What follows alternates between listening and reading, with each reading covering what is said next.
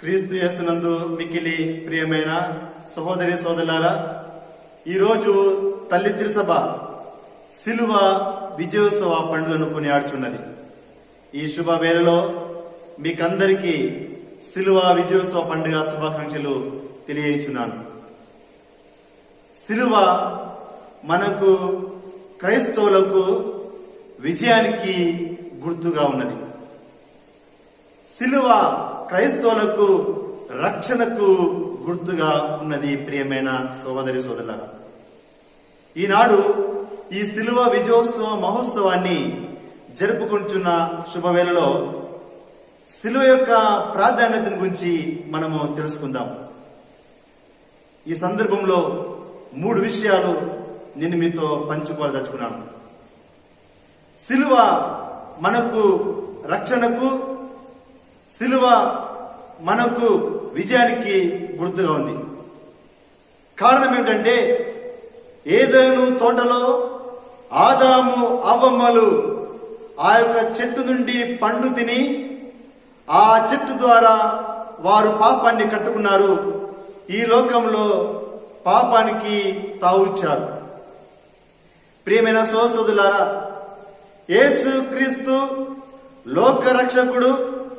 ఆయన ఈ లోకాన్ని రక్షించడానికి వచ్చినప్పుడు ఏ చెట్టు నుండి అయితే పాపం వచ్చిందో ఆ చెట్టు నుండి వచ్చిన ఆ యొక్క శిలువ పైన ఈ రక్షకుడు తన యొక్క ప్రాణాన్ని అర్పించి తన యొక్క విలువైన రక్తాన్ని చిందించి మనకు రక్షణనిచ్చాడు. మన యొక్క పాపం నుండి మనల్ని కాపాడినాడు. అందుకే ఈ శిలువ రక్షణకు గుర్తుగా ఉంది. ప్రియమైన సోదరులా, ఈ లోక రక్షకుడు యేసుక్రీస్తు ఆ శిలువ పైనే మరణించి ఆ శిలువ పైనే రక్తము చిందించి మనకు విజయాన్ని చేకూర్చున్నాడు. పాపం పైన విజయము, సైతాను పైన విజయము సాధించాడు. అందుకే శిలువ విజయానికి గుర్తుగా ఉంది. ప్రియమైన సహోదరి సోదరులా, ఈ శిలువ మనకు క్రైస్తవులకు ఒక గుర్తింపుగా ఉంది. మనము ఏ ప్రార్థన మొదలు పెట్టినా పిత, పుత్ర, పవిత్రాత్మ నామములో మనము ప్రార్థన ప్రారంభిస్తున్నాం. ఏ ప్రార్థన, ఏ పని ముగించినా పిత, పుత్ర, పవిత్రాత్మ నామంలో మనము ప్రార్థనలు, పనులు ముగిస్తున్నాం. ప్రియమైన సోదరులారా, ఈ శిలువ క్రైస్తవుల మనకు ఒక గుర్తుగా ఉంది, ఒక గుర్తింపుగా ఉంది. ప్రియమైన సోదరులారా, అందుకే మన గృహంలోనూ మన యొక్క వాహనంలోనూ మనము ఆ శిలువను మన గోడల పైన, మన వాహనం పైన ఉంచినప్పుడు మనము ఆ శిలువకు సాక్షులుగా నిలబడుతున్నాం. ఆ శిలువ మనకు రక్షణగాను, ఆ శిలువ మనకు గుర్తింపుగాను ఉంటుంది. ప్రియమైన సోదరులారా, ఈ శిలువ మనకు పరలోకానికి గమ్యం చేయటకు ఒక దారిగా ఉంది. ప్రియమైన సోదరులారా, ఒక మార్గంగా ఉంటుంది మనకు. అందుకే ప్రభు అన్నాడు, ఇదిగో నీవు నన్ను అనుసరించాలంటే నీ శిలువనెత్తుకొని నన్ను అనుసరించమని చెప్పేసి ప్రభు అన్నాడు. అవును ప్రియమైన సోదరులారా, యేసుక్రీస్తు మన పాపములను, మన రోగములను, మన యొక్క శోధనలను ఆ యొక్క శిలువ రూపంలో ఆయన మోసాడు. ఆ కల్వరి కొండపైకి మోసాడు. మోసి ప్రియమైన సోదరులారా మనకు రక్షణనిచ్చాడు.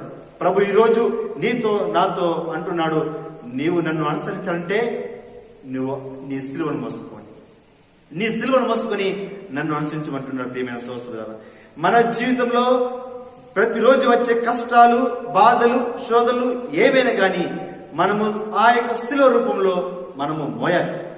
ఆ శిలువ రూపంలో మనం భరించాలి. ప్రియమైన సోదరులారా, శిలువ మరణం లేకుండా యేసు క్రీస్తు యొక్క పునరుత్థానము లేదు. శిలువ మరణం లేకుండా మనకు రక్షణ లేదు.